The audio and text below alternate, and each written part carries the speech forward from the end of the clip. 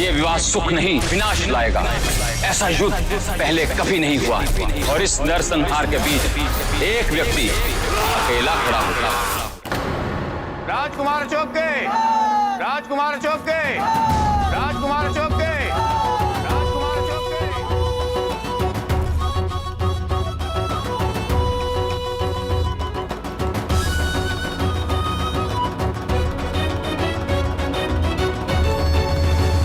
अशोका है, अशोका है, अशोका है, अशोका, अशोका है, अशोका, अशोका है, अशोका, अशोका है, अशोका, अशोका है, अशोका।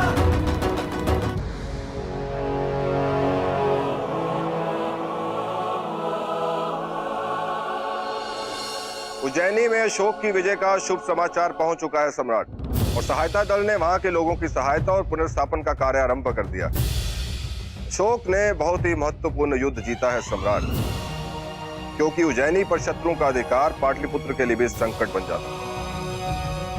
उज्जैनी की प्रजा अपने मुक्तिदाता अशोक को वहां के प्रांतपाल के रूप में देखना चाहती है सम्राट।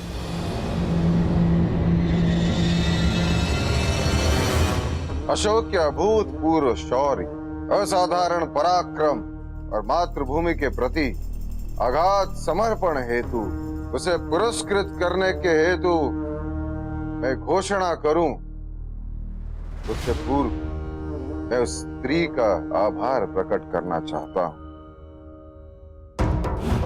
जिसने असंभव को संभव कर दिखाया। मैं स्वयं को भाग्यशाली मानता हूं कि धर्मा जैसी स्त्री मेरी अर्धांगिनी, जिसने मातृभूमि की रक्षा के लिए अपने पुत्र को मृत्यु के मुख जाने दिए। यदि आज हमारा देश सुरक्षित है तो इन जैसी माताओं की तरह, जो अपने मातृभूमि की रक्षा के लिए अपने पुत्रों को निछावर करने की प्रतिपल तैयार है। देश के प्रति उनका सुख गौण है। धर्मा अकेली शत्रुओं के पास गई और इस भयंकर युद्ध को टाला। अन्यथा युद्ध होता और यह ऐतिहासिक विवाह संपन्न न हो पाता। हमने शत्रुओं पर विजय प्राप्त कर ली है, इसलिए हम चाहते हैं कि सभी का ध्यान राजकुमारों के विवाह के प्रति हो, ताकि वो शीघ्र ही अपने नवजीवन का आरंभ कर सके और मैं उन्हें अतिरिक्त दायित्व सौंप सकूं।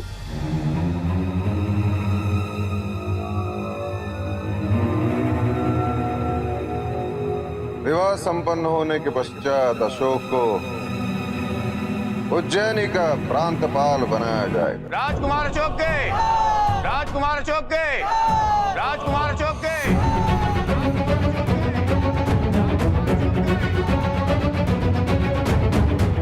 और मैंने सियामक को वचन दिया था कि वो तक्षशिला का प्रांतपाल बनेगा, इसलिए सियामक को तक्षशिला भेजा जाएगा।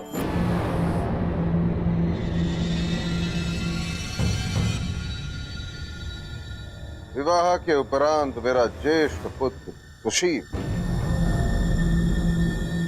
अपने ससुराल करमपुरा जाएगा और वहां से लौटने के पश्चात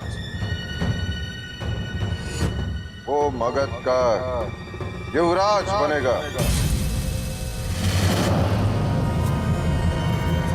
राजकुमार सुसिम की, राजकुमार सुसिम की, राजकुमार सुसिम की, राजकुमार सुसिम की, राजकुमार सुसिम की।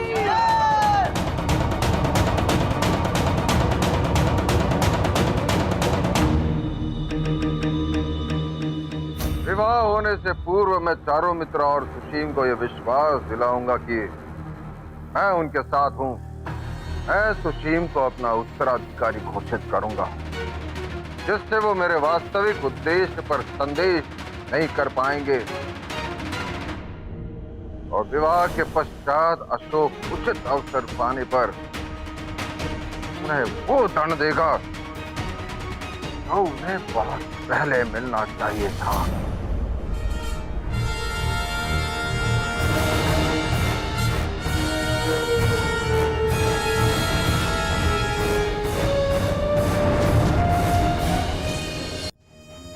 बड़ी बड़ी घोषणाएं वो राजा कर रहा है जो मेरी अधीनता स्वीकार कर चुका है। इस विवाह के संपन्न होने के साथ साथ मौर्य वंश का अंत हो जाएगा। मेरी पुत्री से प्रेम करने का मूल्य अशोक को एक दिन अपनी मातृभूमि खोकर चुकाना पड़ेगा। ये उसने कभी स्वप्न में भी नहीं सोचा होगा। ये विवाह मगध की भाग्य की धुरी बन गया है। एक अनुचित निर्णय और सब विनाश हो जाएगा।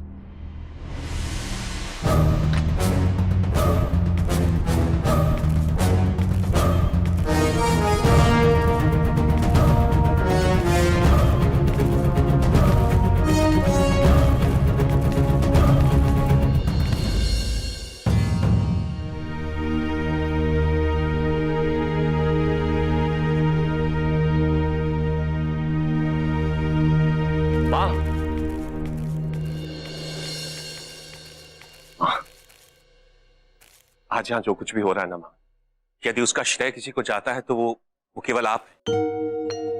आज मैं अत्यंत प्रसन्न हूं मां,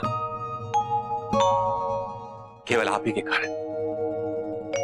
अपना आशीर्वाद दीजिए।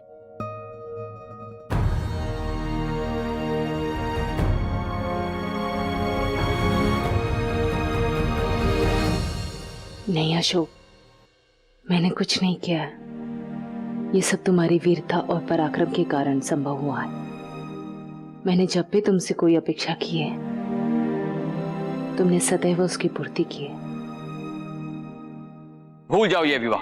ये विवाह सुख नहीं, विनाश लाएगा। महासंग्राम होगा।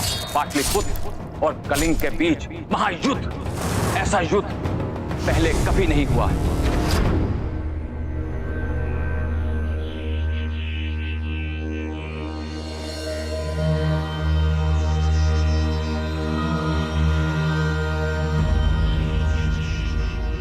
इस आंचल का अपमान करने वाले को दंडित करोगे, ऐसी सौगंध खाई थी ना तुमने। आज वही आंचल तुम्हारे सामने फैला रही, से कुछ मांग रही हो। इसे मेरा स्वार्थ कहो या मेरी विवशता, जो मांगूंगी वो दोगे ना? अवश्य मां, दूंगा। यदि आप कहेंगी ये शीश काट कर आपके आंचल में भी रख दूंगा मां। नहीं, शीश नहीं। आप बस कहिए, क्या चाहिए मां? तुम्हारा हृदय का बलिदान चाहिए। तुम्हारे प्राण प्रिय का बलिदान चाहिए। तुम्हारी मां तुमसे तुम्हारे प्रेम का बलिदान मांग रही है।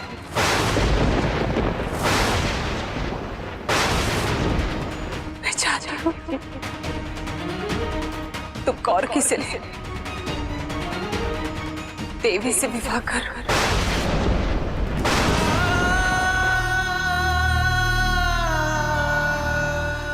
बोलो अशोक, मां के लिए अपने प्रेम का बलिदान दोगे ना? ये आप क्या कह रही हैं मां? एक बार विचार तो करिए कि आप मुझसे क्या मांग रही हैं। मैं मना नहीं करूंगा मां, परंतु कौरवकी के बिना मेरा जीवन तो मृत्यु के समान है।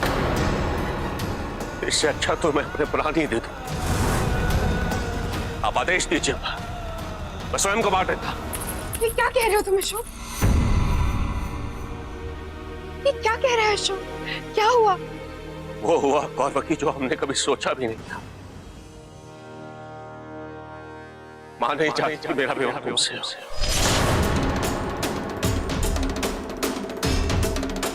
क्या? मां, आप भी क्यों? आप तो हमारे प्रेम को तभी समझ गई थी जब हमें बोध भी नहीं था कि प्रेम क्या है। आप ही ने तो मुझे कहा था अशोक का साथ देने के लिए उस समय। आप ही ने तो कहा था कि मुझे उसकी ढाल बन के रहना, उसका स्वप्न पूरा करने में उसका साथ देना। ऐसी कौन सी परीक्षा में असफल हो गई कि आपने इतना कठोर निर्णय ले लिया? अब प्रेम के लिए लड़ते लड़ते अब मैं हार गई। अशोक के बिना जीवन जीने का एक ही विकल्प है। कौरवकी! कौरवकी! कौरवकी! कौरवकी!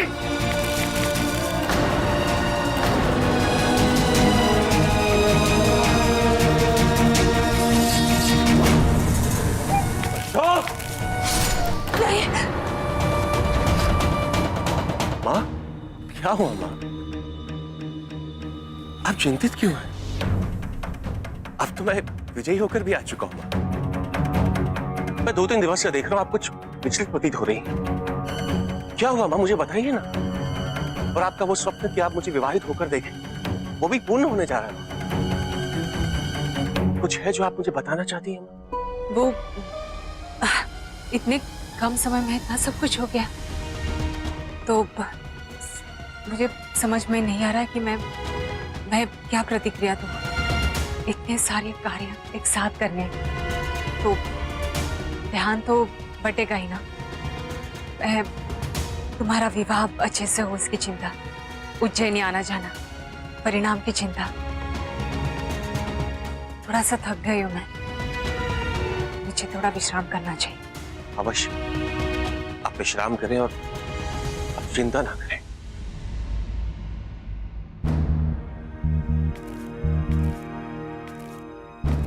कैसे बताओ तुम्हें अशोक कि जिस मिलन के लिए तुम इतने अधीर हो रहे हो वो मिलन ही तुम्हारी सबसे बड़ी पराजय का निमित्त बनेगी। मुझे किसी और का भी आभार प्रकट करना चाहिए। यदि कौरवकी नहीं होती तो ये विजय कभी संभव नहीं होती। यदि मां ने मुझे कौरवकी से भेंट करते हुए देख लिया तो रुष्ट हो जाएंगे। कुछ और उपाय ढूंढना होगा।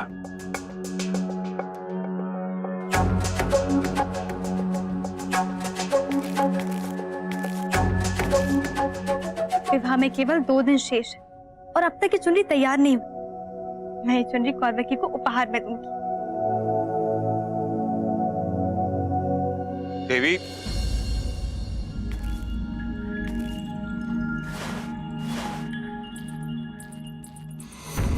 देवी, तुम यहाँ? क्या हुआ? देवी वो मैं कुछ नहीं। अरे तुम अचानक आए, मैं डर गई। बोलो क्या बात है? देवी, वो बात ऐसी है कि मुझे प्रतीत हो रहा था कि तुम कब से कुछ कहने में संकोच करने लगे? वही तो देवी, बात ही कुछ ऐसी है कि ना ही कहा जा रहा है और ना ही कहे बिना रहा जा रहा है। एक तुम ही हो जो मेरी सहायता कर सकती। यदि नहीं। तुम देवी, बिल्कुल नहीं। मैं कौरवकी से भेंट करने की अनुमति बिल्कुल नहीं। एक तुम ही तो मेरी प्रथम और अंतिम आशा की किरण हो देवी। और तुमने देखा तुम कैसे मेरे बिना कुछ कही समझ गई कि मैं क्या चाहता हूं। देवी, माँ और परिवार के अन्य सदस्य भी इस परंपरा के विरुद्ध अनुमति नहीं देंगे। बहुत दिवस बीत चुके हैं, बस कुछ पलों के लिए, कुछ क्षणों के लिए देवी। नहीं, काकी ने मना किया है ना। तुमने वचन दिया था कि तुम हमें मिलाने के लिए कुछ भी करोगी, और तुम काकी के एक वचन के लिए। ठीक है, ना तुम दिवस में मिल सकते हो ना रात्रि में, किंतु एक समय है जब ये संभव हो सकता है। कब? ब्रह्म मुहूर्त। ब्रह्म मुहूर्त हर कार्य के लिए शुभ होता है और उस काल अवधि में ईश्वर की कृपा होती है। तुम भवन के पीछे वाले प्रांगण में कौरवकी से भेंट करने की प्रतीक्षा करना, और स्मरण रहे ब्रह्म मुहूर्त समाप्त होने से पहले, पूजन समाप्त होने से पहले तुम दोनों को महल में लौटना होगा। तुम नहीं होती तो क्या होता? मैं जाता। अब मैं ये शुभ समाचार कौरवकी को बताती हूँ। वो भी अशोक से भेंट करने के लिए कब से तड़प रही थी।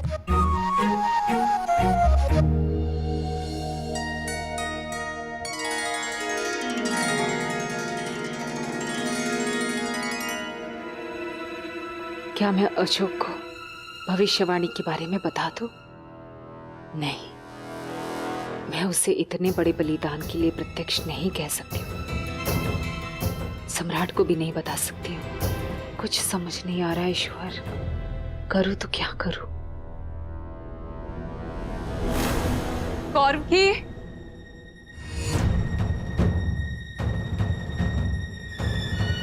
कौरव की कौरव की तभी सुबह सुबह कहाँ चले? देवी, तुम्हारा बहुत बहुत बहुत धन्यवाद। मैं नहीं जानती तुम्हारे उपकार का मूल्य कैसे चुका पाऊंगी। आप ये सब छोड़िए, केवल ये ध्यान में रखिए कि किसी को पता नहीं चलना चाहिए कि आपकी भेंट हुई थी, और ब्रह्म मुहूर्त समाप्त होने से पहले आपको लौटना होगा।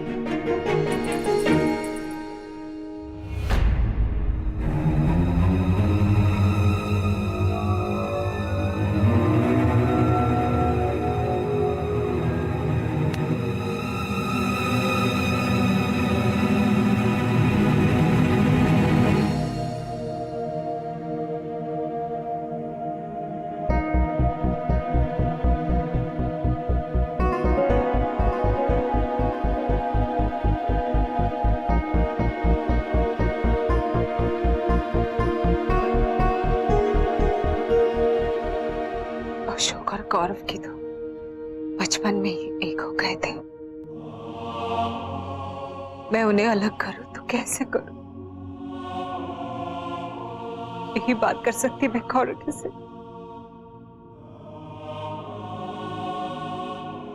मेरे पास एकमात्र विकल्प है, देवी।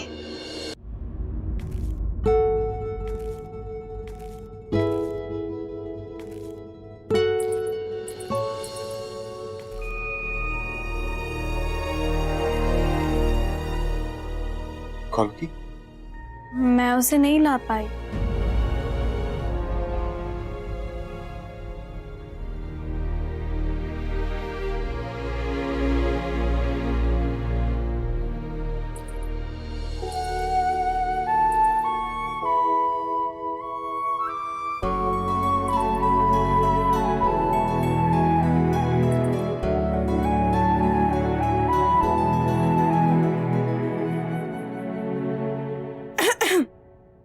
मैं अब तक गई नहीं हूँ, तो तुम जाओ ना। किंतु स्मरण रहे कि ब्रह्म मुहूर्त अल्पकाल का होता है, उसके समाप्त होने से पहले। हाँ, जा रही हूँ।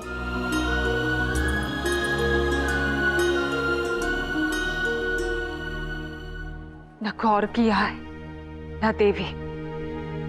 कुछ ही क्षणों में कुल देवी का पूजन आरंभ होने वाला है।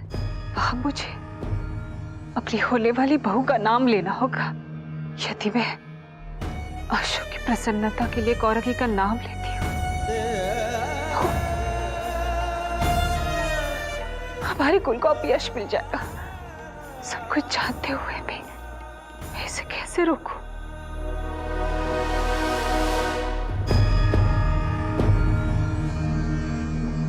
मेरे असमंजस को दूर कीजिए प्रभु, मार्ग दिखाइए मुझे। मैं ये नहीं चाहती कि मुझे उस साधु की भविष्यवाणी पर विश्वास करना चाहिए या नहीं। यदि विश्वास करती हूँ तो अशोक आजीवन दुखी हो जाएगा। यदि विश्वास नहीं करती हूँ तो मगध पर संकट आ जाएगा, युद्ध छिड़ जाएगा, अनगिनत प्राण जाएंगे। मैं करूँ तो क्या करूँ? मार्ग दिखाइए प्रभु। यदि ये विवाह नहीं हुआ तो अशोक टूट जाएगा। अशोक टूटा तो न वो सुशीम को दान देगा न श्यामक को। सुशीम और श्यामक बच जाएंगे और मैं यूनानियों से बदला नहीं ले पाऊंगी। देवी दीदी, आपने माँ को कहीं देखा? नहीं बेट, मैंने तो नहीं देखा। पूजा स्थल में ही होंगी।